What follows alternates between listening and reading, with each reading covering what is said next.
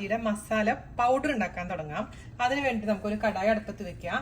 അതിലോട്ട് 20 കാശ്മീരി മുളക് മൊത്തത്തിലുള്ളത്, അതുപോലെ തന്നെ ഒരു 5 എരിവുള്ള മുളക്, ഇത്രയും ഇട്ട് കൊടുക്കാം.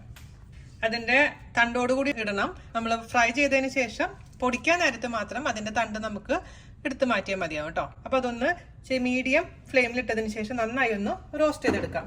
2-3 മിനിറ്റ് മതിയാവും മീഡിയം ഫ്ലെയിമിൽ.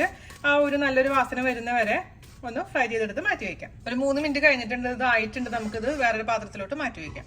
ആ പാനിൽ കുറച്ച് മുളകിന്റെ ഒക്കെ തരി ഉണ്ടാവും, അത് കരിഞ്ഞു പോകും, അതുകൊണ്ട് തുടച്ചെടുക്കണം. അതിനുശേഷം നമുക്ക് ഇതിലോട്ട് ചേർത്ത് കൊടുക്കേണ്ടത് 5 ടേബിൾ സ്പൂൺ മൊത്തത്തിലുള്ള മല്ലി, 2 ടേബിൾ സ്പൂൺ പെരുംജീരകം, 3 ടേബിൾ സ്പൂൺ ചെറിയ ജീരകം, അതായത് ക്യൂമിൻ സീഡ്സ്. ഇത്രയും കൂടി ഇട്ടതിന് ശേഷം ഇതേപോലെ തന്നെ ഒന്ന് നന്നായിട്ടൊന്ന് റോസ്റ്റ് ചെയ്തെടുക്കാം. പൊട്ടുന്ന സൗണ്ട് കേൾക്കാൻ തുടങ്ങുമ്പോൾ നമുക്കങ്ങ് തീ കുറച്ചതിന് ശേഷം അടുപ്പിൽ നിന്ന് ഇതങ്ങ് മാറ്റി വേറൊരു പാത്രത്തിലോട്ട് മാറ്റി വയ്ക്കാം. 20 ഗ്രാമ്പൂ, 4 ബേ ലീവ്സ്, ഒരു 3 കോലം, അതായത് ഇംഗ്ലീഷിൽ സ്റ്റാർ അനീസ് എന്ന് പറയും, 2 വലിയ കഷ്ണം പട്ട നമുക്ക് ചെറുതാക്കി മുറിച്ചിടാം. ഇതിന്റെ അളവെല്ലാം ഞാൻ ഡിസ്ക്രിപ്ഷൻ ബോക്സിൽ അങ്ങ് തന്നേക്കാം. പിന്നെ നമുക്ക് ഇതിലേക്ക് വേണ്ടത് ബ്ലാക്ക് കാർഡമം, കറുത്ത ഏലക്കായ നമുക്ക് വാങ്ങിക്കാൻ കിട്ടും. അത് ലുലുവിലും എല്ലാ സൂപ്പർ മാർക്കറ്റിലും അവൈലബിൾ ആണ്. അതിന്റെ ഉള്ളിലത്തെ കുരു മാത്രം മതി, തൊലി വേണ്ട കേട്ടോ. അതുപോലെ തന്നെ 2 നോർമൽ ആയിട്ടുള്ള ഏലക്കായ. പിന്നെ നിങ്ങളുടെ അടുത്ത് ഈ സ്റ്റോൺ ഫ്ലോർ, അതായത് പത്തർക്ക ഫുൾ കിട്ടുന്നുണ്ടെങ്കിൽ ഇട്ട് കൊടുക്കാം, അതില്ലെങ്കിൽ കുഴപ്പമൊന്നുമില്ല.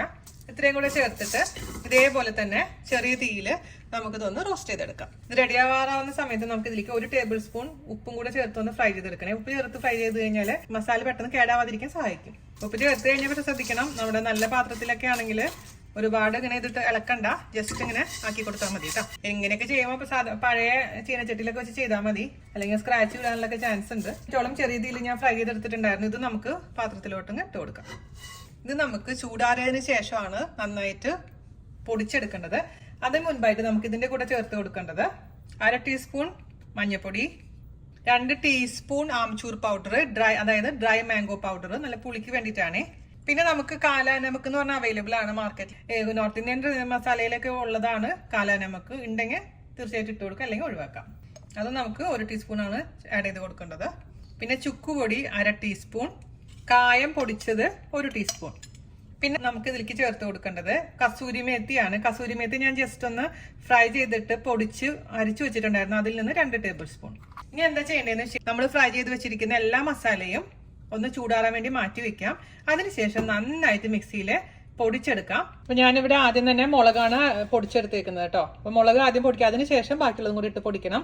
മുളകിന്റെ തണ്ട് എടുത്ത് കളഞ്ഞതിന് ശേഷം പൊടിക്കാൻ പ്രത്യേകിച്ച് ശ്രദ്ധിക്കുക കേട്ടോ. പിന്നെ നമുക്ക് ബാക്കിയുള്ളതും കൂടി പൊടിച്ചിട്ട് ഞാൻ നേരത്തെ പറഞ്ഞ പോലെ അരിച്ചെടുക്കും. അപ്പൊ നമ്മുടെ home made pav bhaji masala powder ready ആയിട്ടുണ്ട്.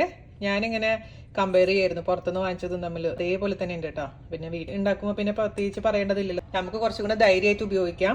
പിന്നെ രുചി ഒന്ന് നോക്കുക, കാരണം ഒന്ന് ടേസ്റ്റ് ചെയ്ത് നോക്കുമ്പോഴേ സെയിം ആണെന്ന് അറിയാൻ വേണ്ടിയിട്ടാണ്.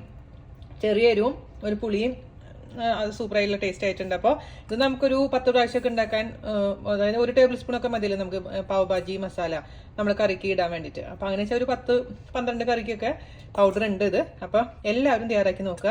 അടുത്ത വീഡിയോ ഇത് വെച്ചിട്ട് എങ്ങനെയാണ് പാവ് ഭാജി മസാല ഉണ്ടാക്കുക എന്നുള്ളതാണ് കേട്ടോ. അപ്പോൾ ഇത് റെഡിയാക്കി വെക്കാൻ മറക്കരുത്. അല്ലെങ്കിൽ നിങ്ങളുടെ കയ്യിലുള്ള പാവ് ഭാജി മസാല പൊടി വെച്ചിട്ടും തയ്യാറാക്കാം.